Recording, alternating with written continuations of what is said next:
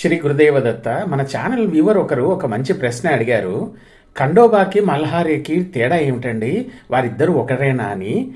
వారిద్దరూ ఒకరేనండి, వారు వేరు కాదు. ఖండోబా స్వామి వారు శివుడి యొక్క అవతారం.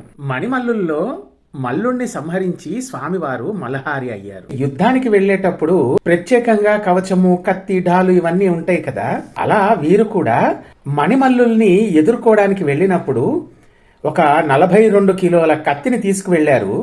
ఆ కత్తితో ఒక్క వేటుతోటి ఆ మల్లుణ్ణి సంహరించారు. అది చూసిన మణికి మతిపోయింది.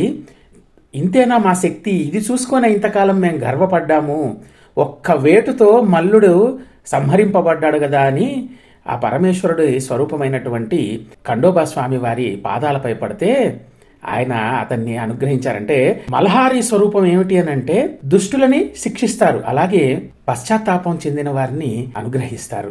అంతటి స్వరూపం అన్నమాట మల్హారి. ఖండోబా స్వామి వారిగా వారు మామూలుగా శాంత స్వరూపంగా పూజలు అందుకుంటారు. మల్హారి స్వరూపం ఏంటంటే ఉగ్రస్వరూపం. జేజూరిలో ప్రతి సంవత్సరం ఖండోబా స్వామి వారి 42 కిలోల కత్తి ఎత్తేటువంటి ఒక పోటీని ఇక్కడ నిర్వహిస్తారు. ఆ పోటీలో కొంతమంది తమ భుజశక్తిని ప్రదర్శిస్తే, కొంతమంది తమ నోటితోటే ఈ 42 కిలోల కత్తిని ఎత్తుతారు. మీ ప్రశ్నకు సమాధానం దొరికిందని ఆశిస్తాను. అవధూత చింతన శ్రీ గురుదేవదత్త.